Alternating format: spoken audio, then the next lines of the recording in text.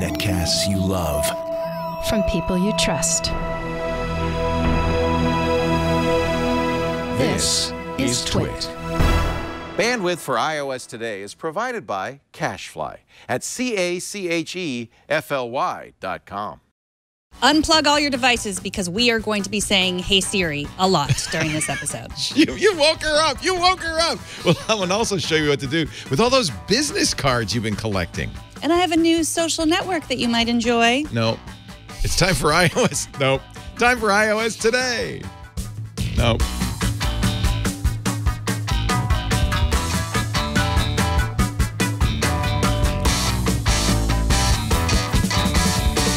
It is iOS Today time. This is the time where we get together and we talk about Apple's iOS products, the iPhone, the iPad, the iPod. Is there an iPod? The iPod, the Apple TV, the Apple Watch. I'm Leo Laporte. I'm Megan Maroney. And we're so glad you're here. If you have a Siri device of any kind near you, please now disable it. Because we're going to say it a lot. We are. There's no way around it. Put yours over here. Okay. One of these things is not like the other. It's heavy. It's Megan's because it's white. No, it's this one. Is the mock-up that Burke made us of the HomePod, but the HomePod is here. Let me turn my sounders off. And we have it, so we no longer need Burke's fabric-colored toilet paper roll. We've got the real deal here. We don't need that either. I don't even know what that is. Whatever that was, we don't need that. Look at our new babies. The HomePods are here. I got mine Friday, so this is. Oh, sorry, mine's. It's easy to turn it on by accident. You just tap the top. Jeez, and it starts Yours playing. Is very loud. Starts playing music. Today we're going to go all over the. We're going to tell all about the HomePod, and a lot of this thanks to people who've done a lot of research. Of course, Renee Ritchie and his team at iMore.com with their unreview. There were some early reviews from a variety of people. In the Wall Street Journal, our friend Joanna Stern compared the HomePod to 3 bagels. Mm-hmm. That really depends on where you get your bagels. Right, and how much cream cheese you put on it. Yeah. She also said it was a bagel. It was like the bottom of a sesame bagel. Like it had promise, but it didn't have all the seeds yet. I'm not sure what she meant by that, but Nilay Patel in The Verge said, "I am a speaker buff, and this is the best speaker ever." We even have, for the first time, thanks to the folks at Reddit, an audiophile at Reddit who has posted measurements of the HomePod. You know, one of the things I always say, and we did a head-to-head on Saturday on the new Screensavers. There's the Reddit post. Really, really voluminous. Highly recommend it. Until say a non-tech or somebody like that does their piece. We also have an iFixit teardown in which they used, and look at those numbers. Look at those numbers, my friends. What do those numbers even mean? I'll tell you in a second. Okay. We also have an iFixit teardown in which they used, much to your chagrin, an X-Acto knife and a hacksaw. I did not like that. They gave the HomePod a 1 out of 10, as low as it can go, rating for repairability. But you knew that already. Well, also, if you want to get it repaired and you don't have Apple Care, it costs $279. 80% of the total price of the $349 to buy a new one, $279 to get it fixed. So that is not encouraging anyone to fix things, and I really feel like we need to encourage people. This is not. You don't need to fix this. This is not going to go anywhere. What if your dog runs by the cord and knocks it over? Well, here's a funny thing about the cord. If you look at the cord in this, it looks like it's really hardwired into this. But some intrepid YouTuber, and those words go together automatically, like peanut and butter. They do. Some intrepid YouTuber, show the video, actually yanked this out, and it turns out it is removable, but I don't believe in do HomePod not abuse. try this at home, because if you see the amount of force that he had to use to pull this out, I think, yes, the plug will come out. There is a connector, but you're just as likely to pull the wire out of the plug as you are. This is 9 to 5 Mac's rendering of this. You're just as likely to pull the wire out of the connector as you are the connector out of the HomePod. So I think Apple probably has a tool to do this, not your fist. Yeah, don't do that. Yeah, but it does, when it comes out, it does come out. It has a 2-pin connector. Listen to the audio.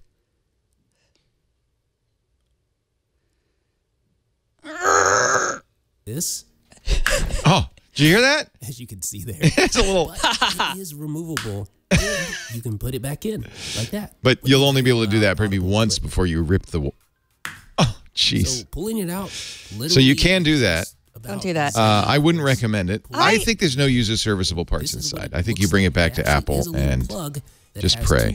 I believe in Petho. People for the ethical treatment of HomePods. I like it. Petho. Do not peth on my iPod. Petho. Peth. I don't know where the O came from. Don't be a peth. But I guess. Well, home.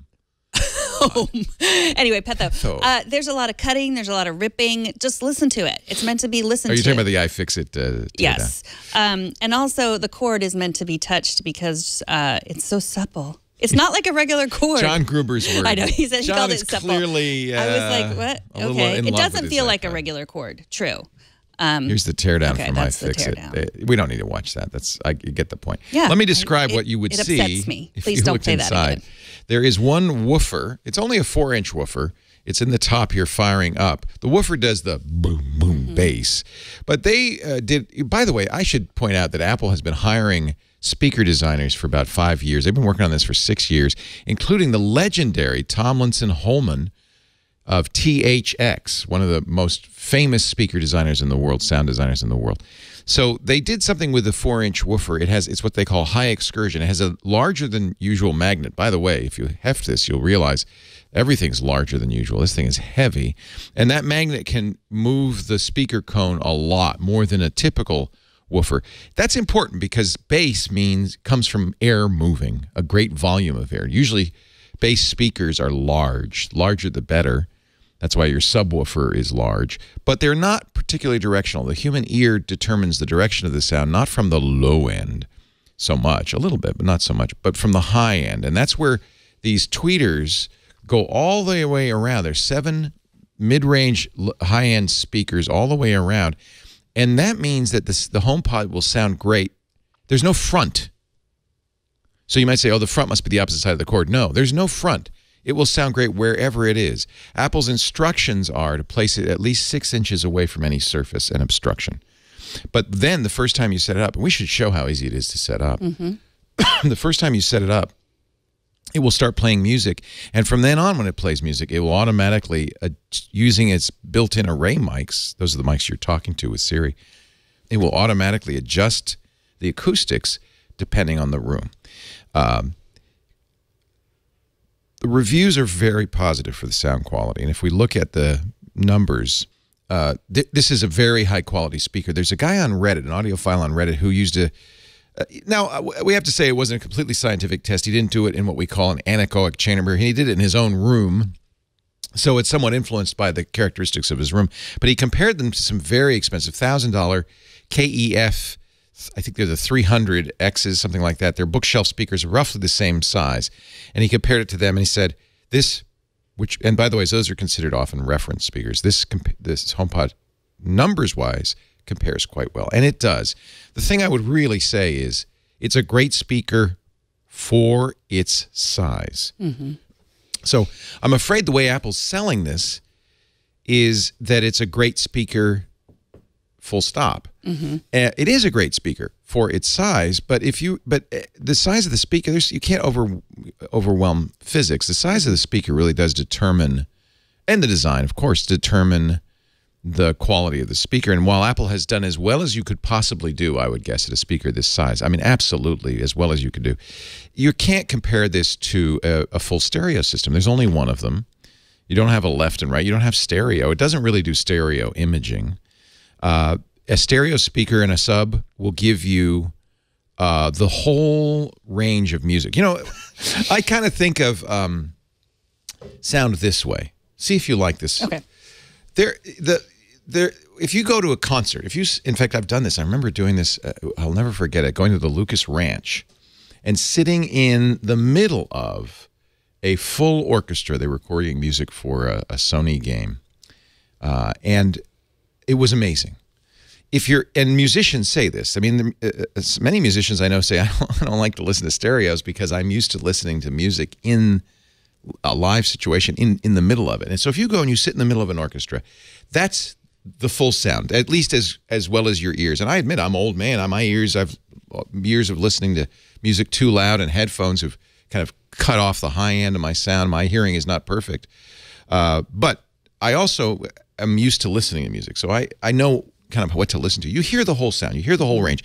The bass is not muddy. It's crisp, but it moves the room, you know, from the kettle drums, the high ends from the violins, and are crisp and clear, and there's a spatialness to it. It's around you. You know where everything's coming from. That's the gold standard. That's what you're aiming for. No, and it's very difficult to reproduce that in any home system. But a good stereo system with at least 2 speakers, a subwoofer, maybe even more, maybe a surround sound system. And this doesn't have to be expensive. You could probably put it together for $1,000. A lot of people are getting rid of their good speakers. If you go onto eBay or somewhere, you can get some pretty darn good speakers, a lot less than they used to be. You know, get some nice B&Os or some Rebel speakers, a great amplifier. $30,000, $40,000 later, you're getting as close as you could to the full sound of an orchestra. You're hearing as much of the music as you can hear in your home. But as you reduce the number of speakers, as you reduce the bass, as you get the speakers smaller and more convenient, you're reducing all the sound you're hearing. And so a good comparison for this, and I did this the minute we got this, I put this in I have a nice stereo system with good, not expensive speakers, Epiphone speakers, and I put it in a nice Epiphone sub, and I put it in there, and I listened to the same song, switching back and forth, using AirPlay, so we're using the same technology to play it. And I played it for Lisa, who's not a trained listener.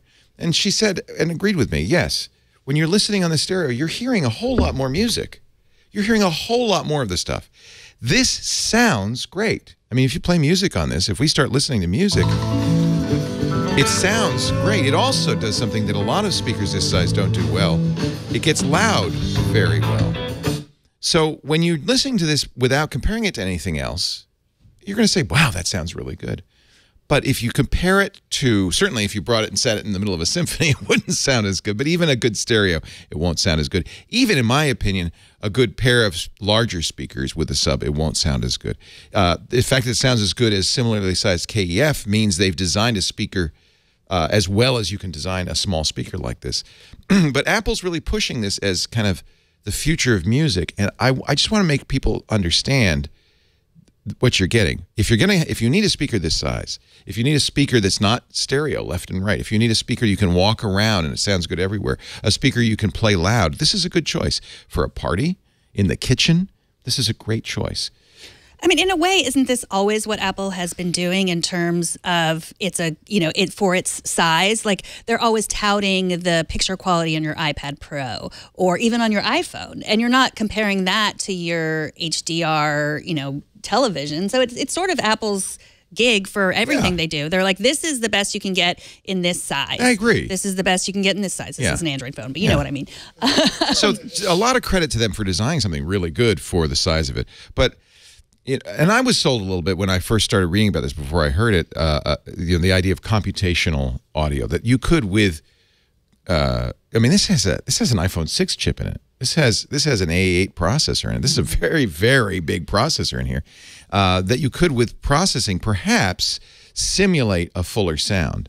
But physics always gets in the way, and a 4-inch subwoofer, no matter how high excursion, can only move a certain amount of air. The tweeters this size, no matter how many there are, can only reproduce a certain amount of the music. And so you're getting, I think, what sounds fantastic as long as you understand and the limits of it. There's some more limits, by the way, big limits in terms of what it can play.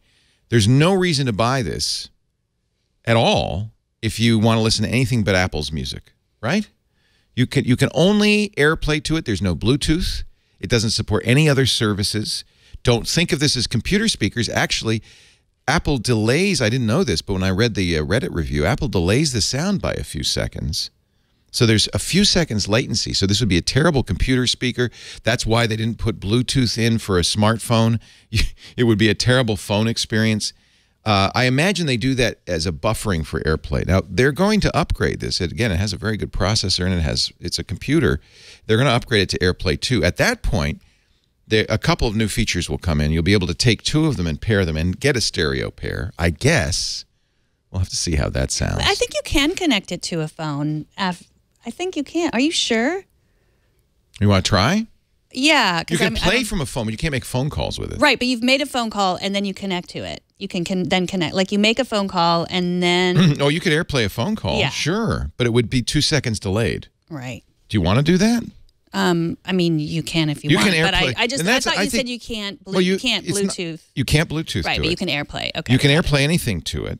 The problem with AirPlay is it's really designed for playing music. And frankly, Apple can't stop you from getting any audio in your phone out into it. But that's not what you want. I guess if somebody were just talking for hours like me, you could I know. Yeah, I know that when my kids were, one of them made a phone call and they were really excited to. Really? They didn't make it. They didn't say call Apple's so and not, so. They just used their iPhone to then AirPlay. Yeah, Apple's not selling it that way. Let me see. Who can I call? Is there some recording I can call so we could see what it sounds like? I could call you. We could have a conversation. Yeah, that would be weird because I'm sitting right here. But sure. But at least we'd be able to see the delay. Yes. Yeah, we could hear the delay. So let me try that. I'm gonna call Megan. That's really interesting. I had never really thought about using AirPlay for the phone call. I think Apple discourages that use, but this is a good way in real time of testing whether you could use this as a. Let me call you.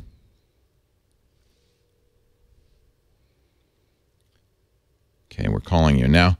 As soon as we get the call going, I'm going to turn on AirPlay. See if I can do AirPlay.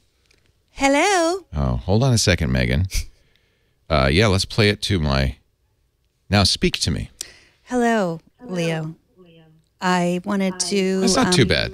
See what the delay was on the HomePod. What do you think? Now, if I put this phone down, can you hear me from the HomePod? Is the speaker from the home? Is the microphone from the HomePod working? Yeah. Does it sound like...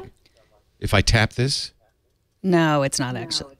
I can hear you muffled. I can hear the inside of your pocket. Yeah, so it's not... Whoops. That's another problem. Yeah, that is a problem. Okay. Keep talking. Okay. So are you sad that you got the black? Because I like the white better.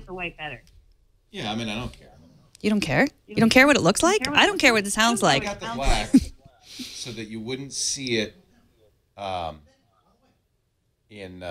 wait, I could kind of hear myself. Oh, do you want to... Hey, check. No. I got the black so it would disappear. You want to see it. I don't want to see it. Oh. I want to see it, I think. I guess the delay isn't so bad. You could use it, but it doesn't have a... So you could use it, but you'd have to talk into your phone. Apple does not intend it for that. But yes, I'm AirPlaying it, as you can see. Here, I'll show you. I'm AirPlaying it. You can choose it as one of the AirPlay sources. I think that may be more a side effect of the fact that AirPlay works everywhere. Right. I like it, though, that the logo is that. Now, what it does also mean... Bye-bye, Megan. Bye. What it does also mean is that any music source that you can get into your phone, including Spotify, should be able to AirPlay to it. Now, we tried to do that. Let me play some hot country. Yeah. Hot country. Yeah. Now you're going to mess up your Spotify recommended list. I know. Okay, dismiss. Oh, it's even playing video. Now, if I say devices available, it should show me, let's see, AirPlay. Let's see if I can play it to the the office.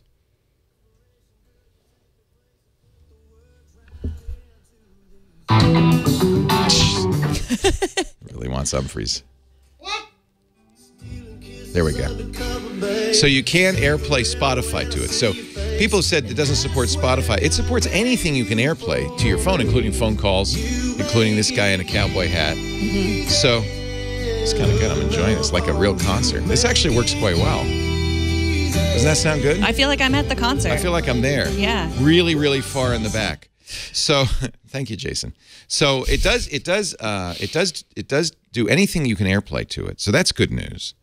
That means you do have I think the point of a speaker like this, at least if you get an Amazon Echo, if you get a Google Home, the idea is that you don't pull out your phone, because I can do that with my Sonos. You pull out your phone to play music, that you just say, okay, now I warned you. You warned them. Hey, Siri, listen to some country music. Who, me? Of course, here's the other thing. Siri's not the smartest tool in the shed. Hey, Siri, listen to classical. Now playing classical radio. That's mine. Hey, Siri, Listen to jazz. For some reason, yours has decided to listen, but not mine. Okay, so, but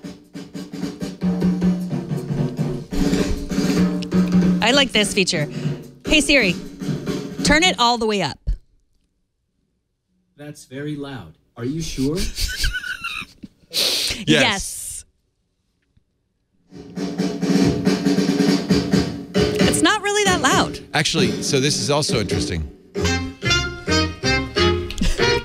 Okay. This is also interesting. They gate the loudness to keep it. It gets very loud. This is for a speaker this size, it's really loud. That probably wasn't the best test. If we played something that has more full range, it really would sound loud. It would almost hurt your ears. I don't know exactly what it is. Again, you can go to the Reddit post and see those numbers. But one of the things he noted is that in order to protect against distortion, they do limit how loud, especially the sub, will go. So the thing that's great about this is some speakers, like the Google Home, you can turn up to point of distortion. And nobody wants that. Ain't nobody got time for distortion. This you can turn all the way up and won't distort because it limits it to what it can play without distorting. That's a nice feature. I like that. The other thing it does is it doesn't turn on all your devices. Like it just picks one. So even these not the right one, but it picks one. But it picks one. It's not. That was what someone said. Like, oh well, I say, hey Siri, and then my iPhone and my Apple Watch and my. But it just chooses one. You don't have them all talking at once. It's smart enough not to. Yeah. So this is also a problem with the Echo, and the way Amazon's handled it is whichever one hears you better will be the one that plays. You could see I'm closest to mine, but yours played. If I say, "Hey Siri," all of the devices. Apparently, only your device now is listening, but I've triggered my phone and my iPad. It flashes, but it doesn't start talking to you. Only one speaks. They don't all speak at once like we do. But it's not always that. Sometimes your phone will speak to you. Yes, or your watch. Right. So, but that's a problem in general with Siri is that, and I think any speech device is if you have and the problem is the people who have HomePods have to have an iPad or an iPhone. You literally cannot set this up. We should say this also. You cannot set this up unless you own an iPhone or an iPad. Which is really, because I am trapped in the prison of using this Pixel 2 phone for 2 more weeks with the iPad.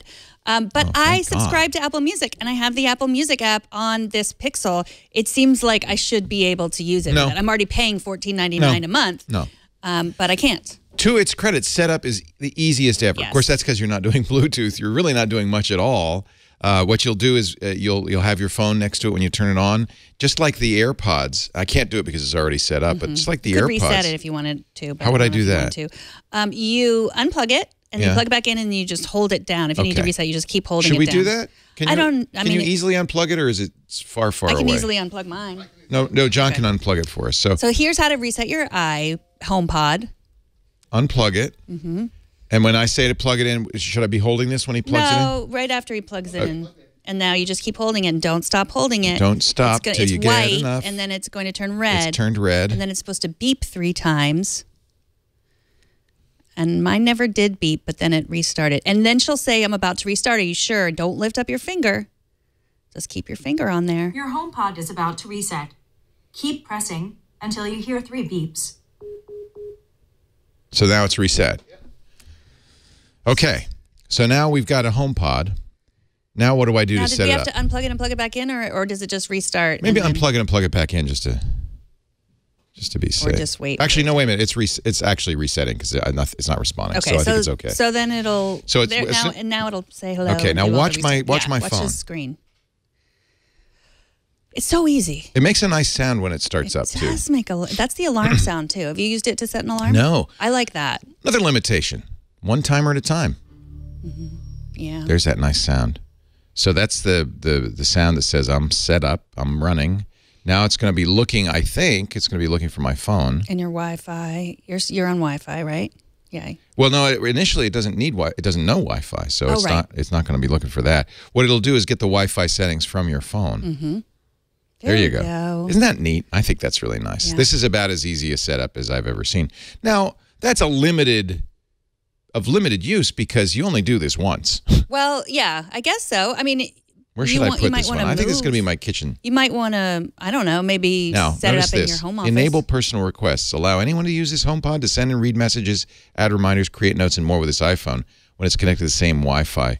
Now, the reason they give you a choice is if you don't want somebody to see your calendar, like say you've got hostile roommates, you wouldn't want to turn that on. But now I'm going to enable it because I trust you. Now it's going to transfer settings. Now notice it's limited. It's limited. It will only transfer a few of the settings: Apple Music, Siri, location settings. Isn't that nice? I think that's great. So this sets up very easily, very quickly.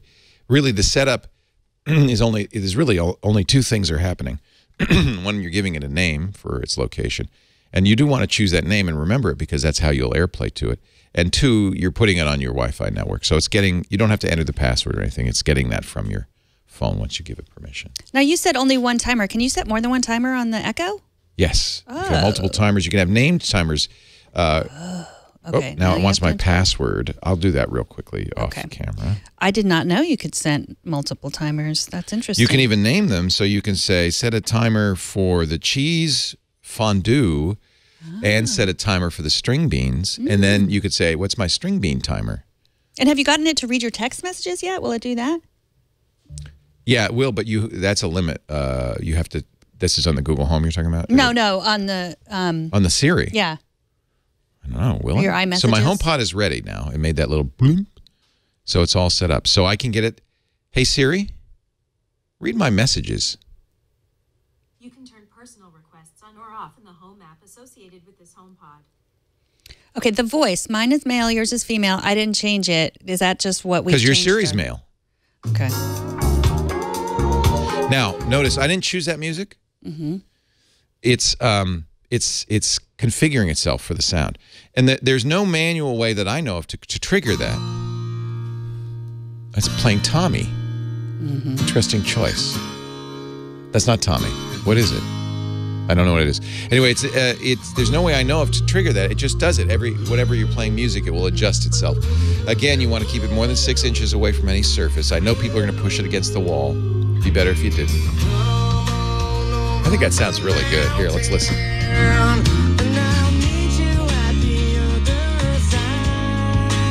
So it knew that it was from the country music I played earlier.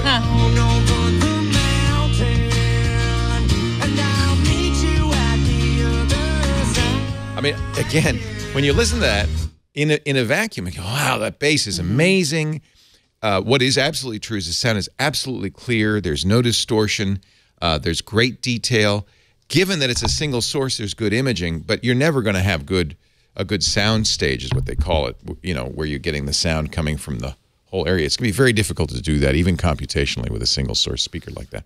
And the best part is, and this is why I put it in the kitchen, when I'm cooking, I can move around anywhere in the kitchen, and it all sounds equally good because of those tweeters all the way around it. Same thing if you're at a party. This would be great, but put it close to the dancing. But this would be, I think, loud enough for, you know, a good-sized party. You know, not 100 people, but for 30 or 40 people, you could have a good time. It's a great apartment speaker. So there's a lot of good uses for it. But A, you have to be in the Apple ecosystem. You have to have an iPhone and iPod. B, Siri is not full. It is a limited Siri. And the capabilities are limited. As I mentioned, when AirPlay 2 comes out sometime this year, Apple's not giving a hard date, you'll be able to pair this with another speaker, make a stereo pair. We'll re-listen to it at that time. That might make a difference. And you'll be able to do multi-room sound, which is something that the Sonos does so well, where you can have really have a party and have one or two or more HomePods in every room, and then you could have 100. Then you're you could have cooking 1,000 with people. HomePods. Supposedly, if there are multiple HomePods in a single room, even now, it'll recognize that and it'll kind of shape the sound using all the HomePods. Not sure what that means. We've never had a chance to do that. This is the first time I've seen another HomePod. Yeah, she's pretty. I like the white. You're right. I might regret, but I like it that it kind of disappears. You know, I don't want. Yeah, I've never liked how black the Amazon Echo is, and Right. so I really wanted something Yeah, different. white's pretty. So Now, on a couple other things real quickly from the audiophile testing on Reddit. They are applying a loudness curve to this. So one of the things we talked about before with speakers is when they measure speakers, there's something called flat, which is a perfect reproduction across the entire spectrum from 20 hertz to 20,000 hertz. That's roughly the human hearing range if you have young ears. And if it's flat, it means it's reproducing the sound exactly. So when a recording engineer is laying down a record, they're listening to it. They're generally mixing it in the way they'd like you to hear it, and a flat speaker is going to give you the closest to what they mixed. However, people tend not to like flat, so they've applied what's called a loudness curve to this. What was the name of it again? I keep forgetting the name of it. They've applied a loudness curve to this. The loudness curve... What's the loudness curve? We'll see. Google. There's a particular loudness curve they've used. The name is... Wikipedia. An equal loudness contour is a measure of sound pressure. Thank you. Fletcher Munson. Thank you, Fletcher Foodie. Munson. They've applied the Fletcher Munson, which is a good loudness curve. Generally, what that does is it boosts... Stop. You can stop her now. Thank you. It boosts... She's like my mother. She just won't let me talk. It boosts the a little bit of the bass, I think around 100 hertz, and it boosts a little bit of the high. And in the old stereos, it'd be a loudness button, and it just boosts the high and the low. The mid you hear very well. That is actually a pretty flat curve. I'm not sure which curve that is. The guy on Reddit who did this used a sound measuring device, but he did it in his own room. I think that's a great thing to read if you're interested in specs and numbers. And I'm sure stereo magazines and the non-tech will give us some more detailed readings. But it's got a little bit of a boost that makes it sound more appealing, not more accurate. But I don't think in a speaker, again, of this size, you want accuracy particularly. You're not using this as a reference speaker. In fact, a lot of times in music studios, they will mix down the music to smaller speakers because they know people at home don't have flat, perfectly performing speakers. So they'll mix it to a smaller reference speaker, sometimes those KEF speakers. So, I think it's a great speaker. It's a little pricey, $350, but given what you're getting, I think it's appropriate. I look forward to them adding new features. Siri needs to be smarter for sure. It's a very limited Siri. It's really just Siri for playing music. But if you subscribe to Apple Music and you own an iPhone or iPad, and you don't, you want something that sounds great in the particular environments you described, I think this is a great purchase. It's actually even not that expensive given what you're getting. Someone in the chat room asked why I didn't ask Siri about the loudness curve. Instead, I asked Google, and that's because I didn't trust. Hey Siri, tell me about the Fletcher Munson loudness curve. Sorry, I'm unable to do that. She's not the full Siri. I bet you Siri on the phone could tell you a little more than that. She'd at least look it up. But since there's no screen here, there's nothing for her to show you. She can tell you a few things. So did you see that Consumer Reports rated it lower than the Sonos and the Google Home Max? Yeah, and I think that probably... the sound. The sound, really. It's interesting. We did the blind test on Saturday, and Jason Howells, a musician, actually liked this, but he thought that the Google Home, and this was blindfold, he thought, not admittedly a scientific test, he thought the Google Home Max sounded slightly better. It is a bigger speaker, but it is only $50 more. And of course, it's much more capable because it's the full Google Assistant built into that speaker. So, yeah, I think Consumer Reports is not, I mean, they're, just as I am, and just as we are, their particular point of view. And, my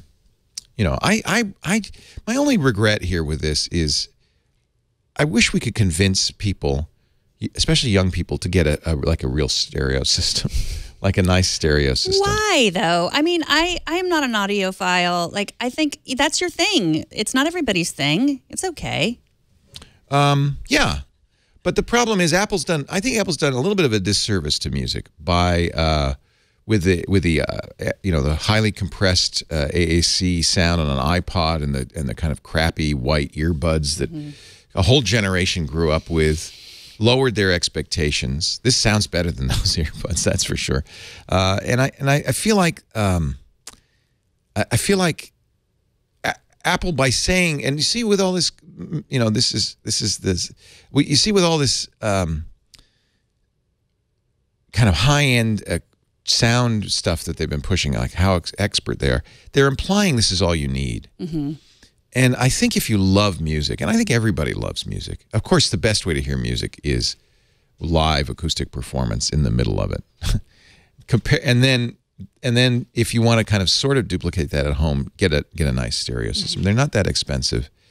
The problem is you have to sit in a sweet spot. You have to sit kind of in the triangle with your, and you have to sit and you have to listen to music. This is not for people who are going to sit and listen to music. Nobody's going to sit in front of a HomePod and go, This, you can get a better set of headphones even than this. But this is for, you want music in your environment. This is environmental music more. Okay, so I heard you all weekend talking about the size, and X Mini, which is a speaker company, sent me this, which is very big. It's a very different size. It's actually more expensive than the HomePod. It's called the X Mini Infinity.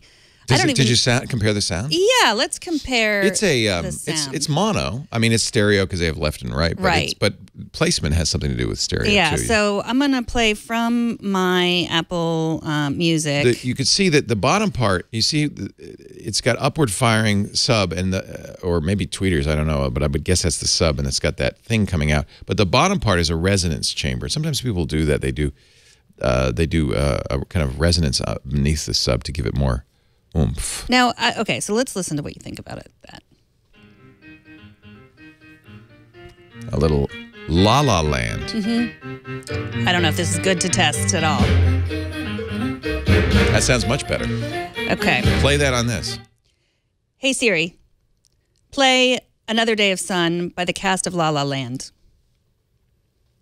Okay, playing Another Day of Sun by La La Land cast. Can you tell the difference? Wait till it gets into the fuller sound. Both sounds good.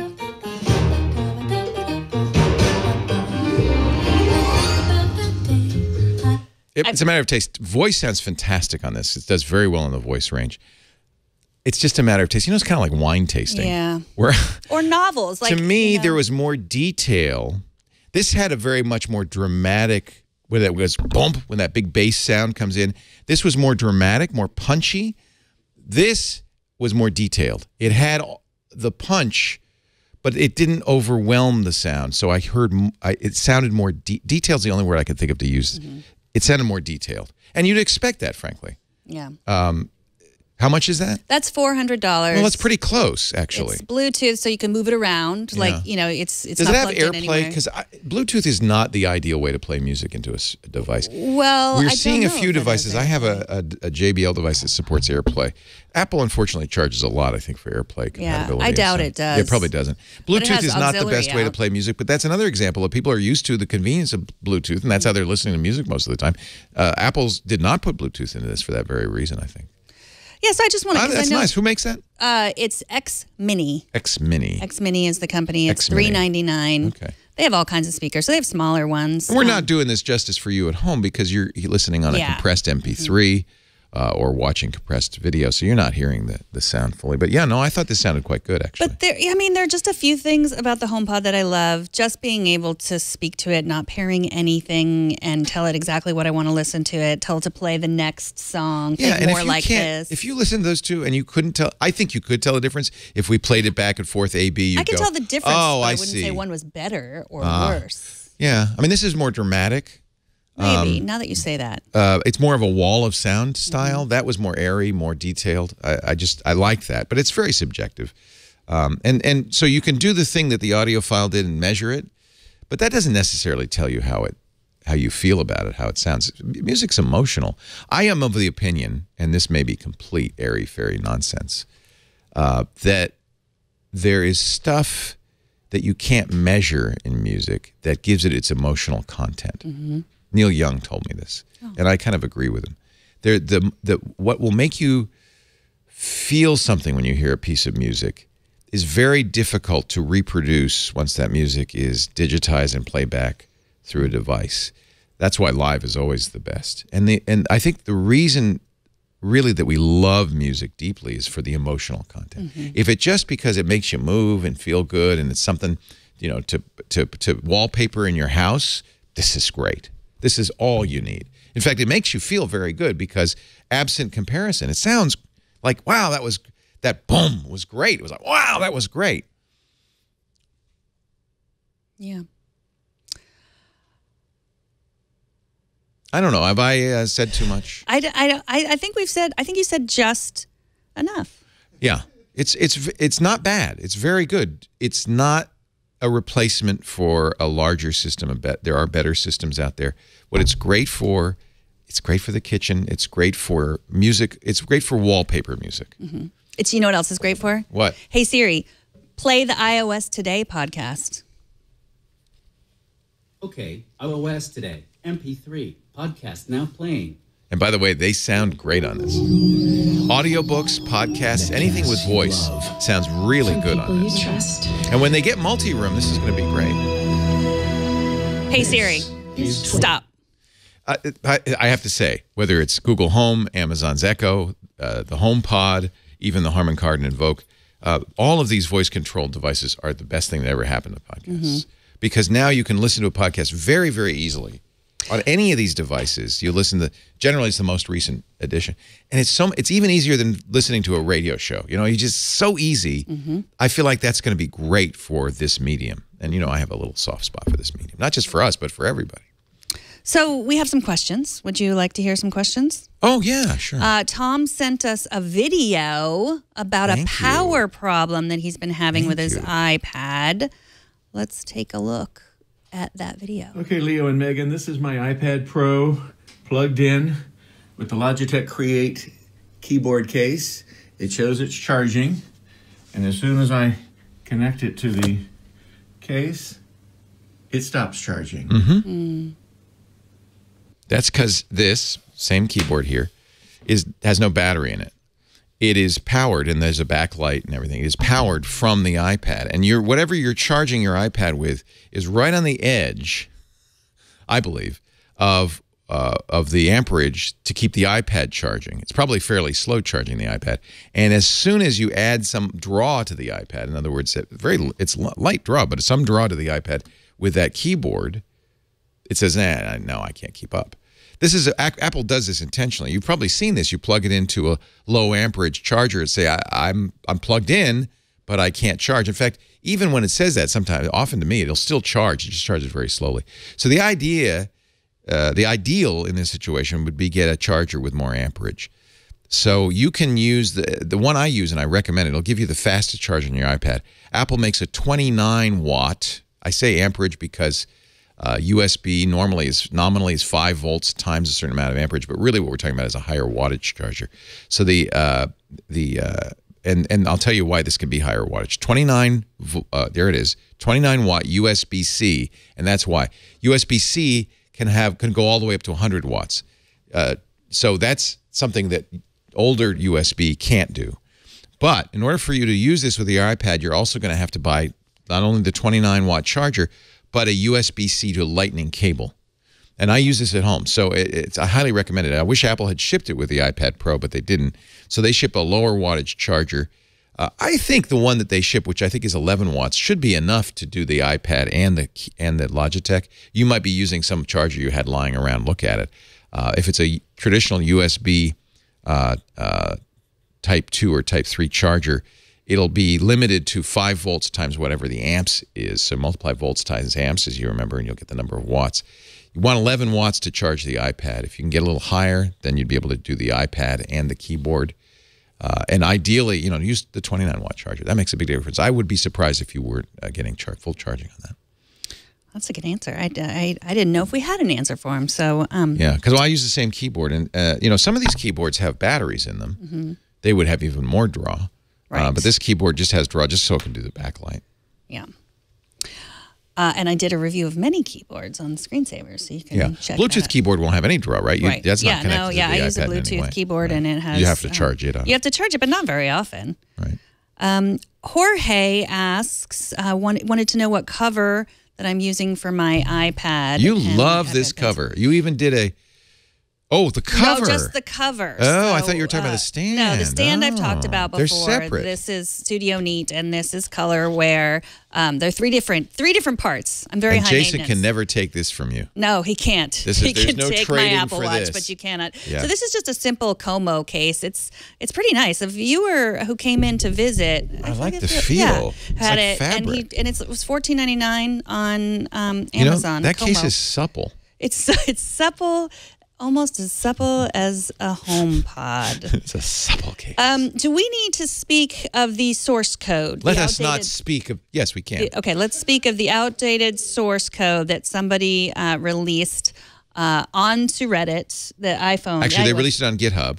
It's the iBoot source code. So this is actually... First it started on Reddit, then it got to GitHub, I think. Well, they may have posted an announcement on Reddit, but I think the source code itself was on GitHub. But anyway, it doesn't matter where it was. You're right. It's gone now. Apple immediately issued a DMCA takedown, and the code was removed. Although I imagine everybody who was interested, including every jailbreaker in existence, immediately downloaded it when they found out about it.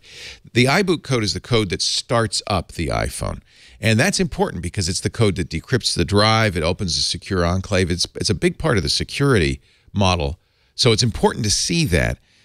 It is older. It came from, it was copyright 2014. So it was a few years, but that's not necessarily meaningful. I see CNET's headline, "The leaked Apple source code is outdated." Yeah, but, and there was some debate about this. In fact, I think it was on Reddit. It's unlikely that they change iBoot that often. You don't want to, this is such critical code. If it does its job, you may not want to rewrite it too often. And so the clues, the information you can glean from it, probably much of that is still valid, if not all of it. So the fact that it's 3 years old is not, I don't think, something that necessarily makes this. In fact, one security researcher said this is the worst leak in history.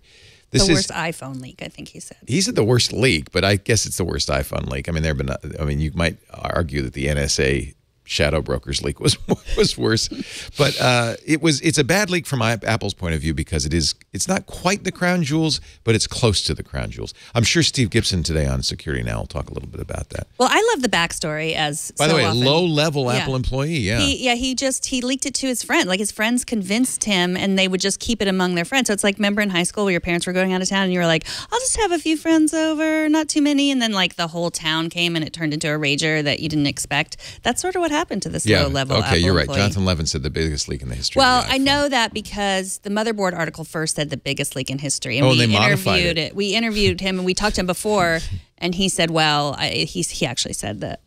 You interviewed Levin? No, we interviewed Mr. Motherboard. Francesco Bicarai. Got it. So it's a big deal. It's interesting because there's two reasons people like to see source code. Most of us aren't interested in seeing source code because we want to crack the operating system.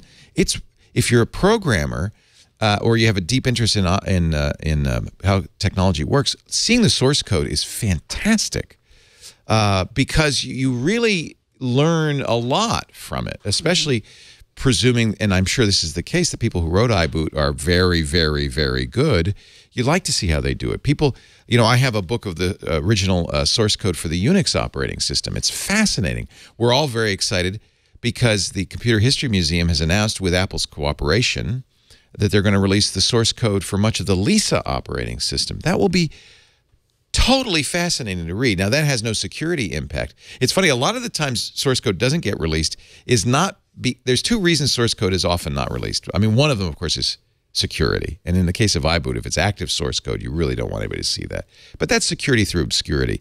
One of the ways that we knew this was the iBoot source code is because Jonathan Levin had already disassembled it, taken the finished version and turned it back into source code. So he knew what to look for. And he said, yeah, this matches what I've seen. That's how we verified it was real. So the reason that a lot of people don't want to release source code, of course, is security. But the other reason is sometimes it's embarrassing because of the comments in there. A lot of times, programmers are embarrassed that they took shortcuts or that, sometimes, you got to get code out. You're going to do things that are frowned upon academically in coding. So sometimes people just don't want the source code to come out because they're embarrassed by it. There is actually, I should add a third reason, and this is something that's probably holding the Apple source code back from the Lisa, is there may be proprietary bits in there. So a lot of times a company will buy a library or something that it didn't write itself, and that is often protected because you have to buy it to use it, and they don't want that to leak out because then they'd be violating the contract with the company that they bought it from. So there's three reasons, and in the case of the iBoot, it's probably embarrassing. I didn't look at it, but I imagine there's stuff in there. Sometimes the comments are hysterical. Sometimes the code is terrible. You don't want anybody to see that. Unlikely, but there may be some proprietary bits in there. It's unlikely. I bet you that's written from scratch at Apple. But the biggest issue is, of course, security. Is there anything you should do about it? No. So Gardner in the chat room is being more specific. So I will. It's he said it was the biggest leak in history, and he was referring to Apple's history. So not iPhone history, but Apple history. Okay. So now that's we're all probably true. I can't think of a more spectacular leak. There have been leaks of Apple source code before, even recently. all right. I think it's time for us to wear hats. Already? Wow. I think so. Wow. You got a busy day ahead of you. I love having a busy day ahead of me.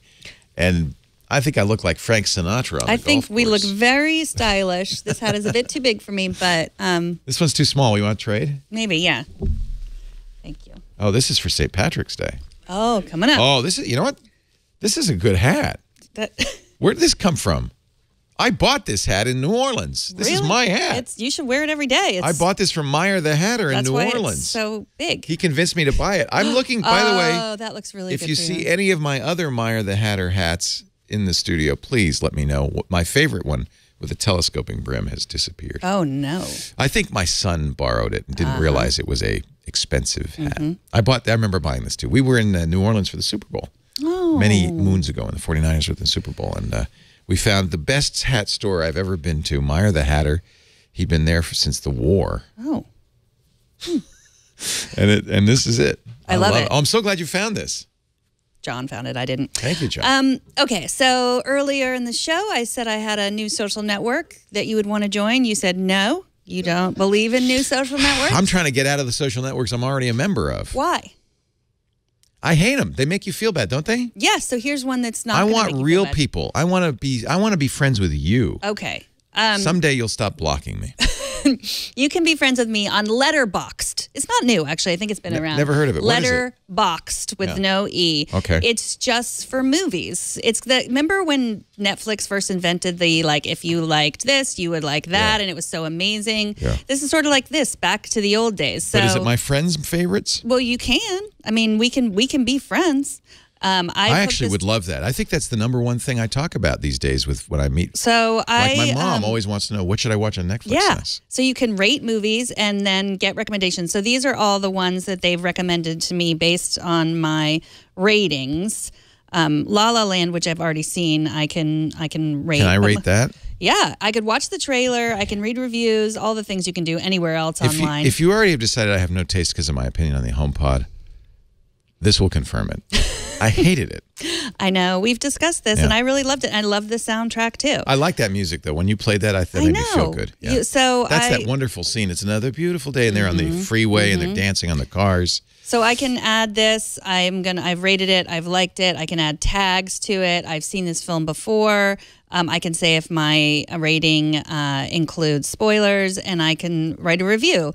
I loved this movie so much, even if Leo didn't like it. It is good. Trust. Now, unfortunately, there's a lot of letterboxes. This isn't Letterboxd, the app for handwritten No, love. it's BOXD. Oh, Letterboxd. Like boxed.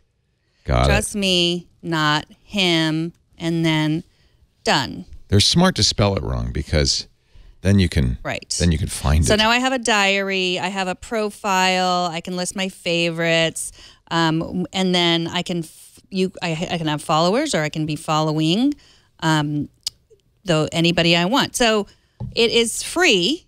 Nice. But if you're serious, I am. You can pay $19 a year What? for personalized pages. And then $50 if you want patron status, which is just basically you're like, I love this support so much. you. Yeah. But you can. It's free for writing and reading reviews and See, lists. this I would and, dig. Yeah, I thought you would. Yeah, I'm downloading it right now. I really liked all these movies like that it showed me. I was like, how did you know me so well? Yeah. I liked being able to. You can These rate. are all popular movies, though. I mean, it's not like what I'd like it to do is recommend a movie no one ever heard of. These are, I guess, I'm a woman of simple tastes, but sometimes I've I missed like them. I do like them all. Yeah. Yeah. These were all the ones that I rated that I'd already seen. So maybe that is. So these are all every year at this time, Lisa and I are on a quest to see all the Academy Award nominated Yes, films. I know that was what got me because I haven't seen a single one of them, not one. Well, we saw The Phantom Thread yesterday. We saw The Darkest Hour the day before. We've seen Get Out. I love Get Out. I haven't even seen that. Washington Post, The Post, loved that. I want to see that. That's 4. I think I've seen, and Dunkirk. So there's 8. That's the part of the problem. I've seen 5. I got 3 more to see. You can do it. So I'm working on it. What about the Billboards one? Have you seen that Haven't one? seen Billboards. Have you seen that? No, I haven't seen it. Is that one nominated? I even know it's Best nominated. Picture, 3 billboards outside of Ebbing. I haven't seen a single thing. I haven't even seen Coco. I haven't seen Coco. No, that's a good movie. That's an animation, best animation nominee. I thought Phantom Thread was interesting, but not great. I'd be very interested in what you see. This is it. This is why this would be great. I'd be very interested in see what you think of this. Yeah. It is a surprising movie that at first, in the first hour and a half, you think, this is the most boring movie. Nothing's happening. And then something very surprising happens. So it's interesting. And of course, it is Daniel Day-Lewis's possibly his last movie. He's announced he's never making another film. And he's insanely good. All the acting is insanely good. But you know my favorite of those, I really like The Darkest Hour. I was surprised. I've seen 4 Churchill movies this year. Is this like Churchill's something? His anniversary, his bicentennial? Never give up, never give up, never give up. Never give up. The Darkest Hour is wonderful. Gary Oldman's amazing. He's also nominated as Best Actor. But my favorite, and it has to be your favorite, yeah, that's a good one, is The Post. Yeah. Meryl Streep, Tom Hanks, the greatest cast ever. I mean, not just those two. The whole cast is great. So yeah. Get Out, though, is a favorite. You haven't seen Get Out? I know. I want to see it. I want to see it with you in the room because it's got so many twists. I want to sit next to you. I've actually seen people tweet as their relatives watched it. It's the funniest thing ever. All right. I really want to see it. Oh, my God. Is that a great movie? You've seen it twice? Oh, hi, Kevin. Hi, Kevin. That's our technical director, Kevin. Yeah. So Letterboxd. I'm joining right away, and I'm going to put all my thoughts. Put all your thoughts. My deepest thoughts and fears into Letterboxd. Yeah, I'm and there are very all excited. kinds of interesting groups, like for when you want to feel something. Here's a list of when you want to feel something. I feel too much already. Oh, I haven't seen this. Have you seen this? The Edge of 17? Yeah, very good. Highly recommend it. See, I hadn't heard Haley of that. Stanfield, yeah. I haven't. Very good. I loved The Edge of 17. Okay, then I'm putting I didn't think I was going to like it. I'm going to put that I'm on my list. a big teenage movie fan ever since I hit 60. I've never even heard of this movie. She was in Pitch Perfect. That's Haley Steinfeld. Yeah. This was the movie that made her. Put this on my watch list. See, I don't have Netflix. I guess I have a Netflix watch list still, but I have an HBO watch list, and I have a Netflix watch list, and I have a Hulu watch list, and they all get mixed up. But I can put them all here in Letterboxd, which is surprisingly been around for a while. I love movies. I'd never heard of it, but don't you love movies? I do love movies. I wish I got to see more. See, okay, here's another one. 3 stars. Yeah, I didn't see that at all. Blade Runner 2049. I love the original Blade Runner, and I did buy Blade Runner 2049 on UHD HDR. But anyway, let me go on. Okay, go on to yours. So this is one I've been using for a while, and I really did not want to make this an app cap for a long time because I really wanted to make sure it was worth it. It's not free. It's kind of expensive. There's a yearly subscription to it. It's called Full Contact, and it replaces your Apple-provided contact manager. Now, you just better be pretty good if it's going to replace the Apple-provided contact manager, right? It is. And it does a couple of things that everybody wants. First of all, iPad and iPhone, which is great because a contact manager that works on the iPad is really nice. Notice, by the way, I have pictures for almost all of my contacts. In fact, any contact that's not just a company, almost all of them. That's because this merges in contacts from my, unable to sync. Let's try syncing again. It merges in contacts from Facebook, Twitter, my Google contacts, which is where my main contacts are, and my Apple contacts. And it will try to find a picture of somebody, even if it's just their Twitter account or their Facebook account. It has a couple of features that are really great. First of all, it keeps these up to date. So it's noticed that based on maybe LinkedIn, maybe on Facebook's, that Bill has updated. So I'm just going to say update that. And now I have his latest information pulled from him. All my contacts are up to date. I can also get rid of duplicates. This is a big issue. Oh, yeah. Right? Oops, went to the wrong one. Let's Google is horrible about that. Yeah, well, syncing is bad with in general because especially if you sync a bunch of different accounts, it's going to err on the side of making an extra one rather than deleting one, right? So it's very handy. Now, I have to say, this duplicate is wrong. It's mixing me up with my dad because we have the same name. So you will want to look at them before you merge them. See, it's got my picture, my name, but then I see my dad's name. He has a different middle initial. So I see it wants to merge. Basically, this is saying we should really merge your dad's account with yours because I don't put a middle initial on mine. I might have to put in a middle initial. I just ignore that when I see that. But there's one more thing that is fantastic. You can add business cards, not by hand, by camera. And I've used these kinds of things before. I'll just use my business cards so we don't give away anybody's personal information. All right, that's it. Now, what happens? I'm going to take the back. If you, a lot of business cards do have something on the back. This mine doesn't, but you can add the back as well. And then what it's going to do, I guess I won't add the back since there's nothing there. What it does is it's hand transcribed by a human. What? Yeah. So this is what you're paying for. Human? By a human, which means it's not OCR. So OCR, optical character recognition, can add errors. Bad errors. It means you have to check it. But what they've done, I imagine they're using Amazon's Turk or something like that. And so they have a person transcribing the card. And I've put in many cards this way. It's very fast and it's super accurate. And just in case, they keep an image of the card in the contact. So you still can always say, well, is that right? So I think if you deal with, this is something that happens all the time. By the way, this is a clever technique. And a lot of people do this with the mechanical Turk. They have two people doing it. And then they match. If they both agree, then they say, yeah, that must be accurate. If they disagree, they get a third party to break the tie.